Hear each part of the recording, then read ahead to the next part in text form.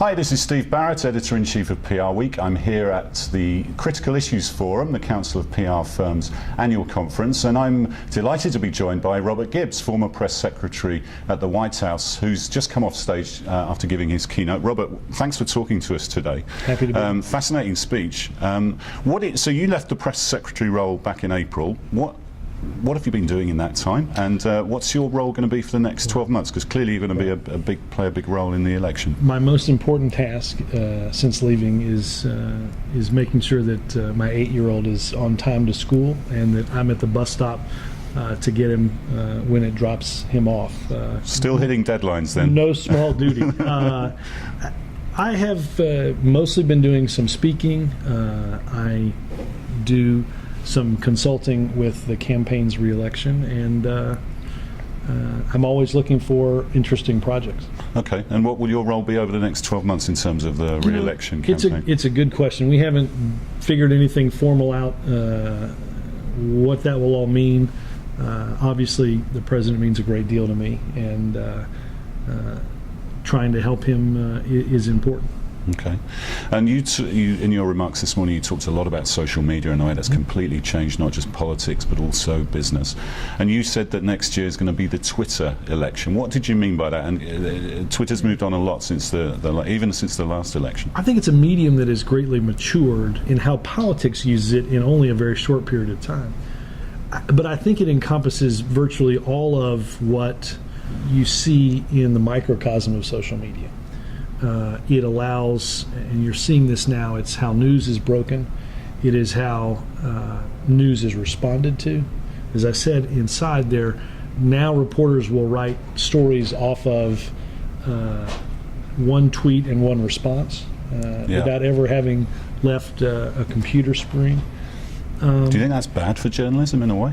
No, because I just think that right now, conversations are happening everywhere.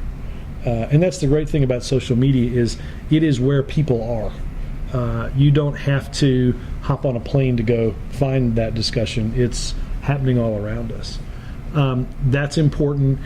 It allows you to get feedback, and it allows, quite frankly, it's a medium that allows the challenging of institutions. I talk about the fact that the president just finished a trip in trying to prod a very dysfunctional Congress into acting on the issues of jobs and the economy, and at a lot of those stops, as he has for the past many months, he's encouraged people to get on Twitter and make their feelings known. So you have the social information loops, you have the engagement, you have that sort of dynamic two-way conversation that, quite frankly, has to happen.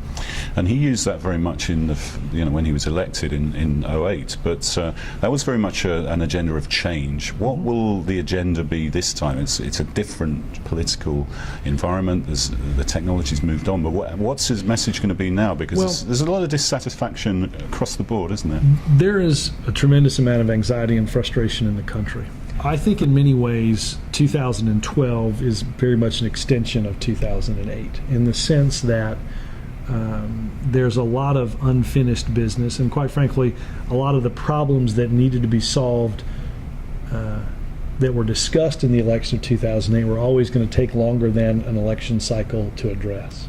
So I think in many ways we find ourselves back in many senses to where we were in 2007 and in 2008, and regrettably we're still talking about a number of the same issues. And you mentioned also talking about Occupy Wall Street and the sort of demonstrations that have grown up over the past 6 weeks in New York, starting in New York, spread across the country. We saw some pretty disturbing scenes on social media from Oakland, where police reaction, people getting injured, Iraq veterans getting injured. Awful news about that. Yeah, not great communications, you would think. But what does Occupy Wall Street mean? I mean, and how should politicians and corporations respond? Because maybe at the start they were a bit dismissive. I don't know that anybody completely knows or understands what it means. And I see some people commenting on the fact that if they don't know exactly what they mean and what their demands are, then they're dismissed as a I would say, a body of frustration. But I think whether it's the movement of Occupy Wall Street or, in all honesty, the Tea Party movement that you saw sprout up in 2009 and 2010 and continues in a robust fashion in 2011, you have in those two movements, and I think you have in a great amount of space in this country, a real sense of anxiety and a real sense of frustration at institutions. I talked about in there this notion that the New York Times poll showed that 89% of the people didn't trust government to do the right thing, and that requires some, in the parlance of PR, some real reputation management and some real brand management, and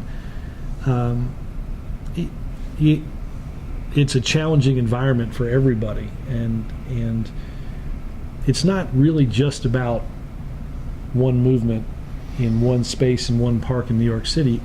I think there's just, like I said, a deep and abiding frustration that there were different sets of rules for different people. That on Wall Street you could gamble with somebody's money, and that if you made a lot of money, you made more money than people could ever contemplate. But if you lost their money or lost your money, there weren't the same set of rules. If an investor lost their money, that's just the risk they take. But if an institution lost their money, that somebody would be there to ensure that they didn't have to pick up the bill. Bail them out. Yeah. I think that's what's created a real tension, particularly for people all over this country that have played by the rules, have worked hard, and have done the responsible thing, even as they exist in a very tough economic environment. And not just in big urban areas like New York City, but across Middle America. And it's interesting you say the Tea Party is almost the other side of the coin of Occupy Wall Street. Look, I think in some ways this came to the rural parts of America maybe earlier. I mean, look, there are places all throughout the Midwest where jobs that used to be good-paying jobs here are now jobs that are in other countries. And there's real pressure and a real squeeze on ensuring whether or not those families are going to pass on to their children a country that is better and a life that is better than the one they had. Now, I will say this.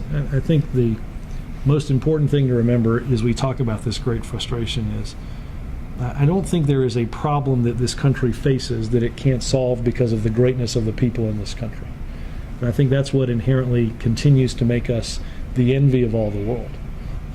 And we will meet these challenges, and we will deal with them, and we'll solve them, and we'll continue to be that envy of the world. And finally, you mentioned the fact that when you were in the White House, there was never a policy problem. There was only a communications problem, which is obviously your department. I'm sure that those meetings continue to exist. Can you divorce those two things, though? I mean, can you have a policy without actually thinking, well, how are we going to communicate this? And does it actually just have to be linked together and discussed right at that top level? It has to be. There's no way to break these things apart. We live in a world in which people, and this is a very good thing, people have access to huge amounts of information. And it requires actions by institutions, whether they're governments or businesses, require explanation. And I think that's what's so important about being involved and people being involved in social media, regardless of what that institution is. It gives you the opportunity and the apparatus and the playing field, if you will, to have that discussion.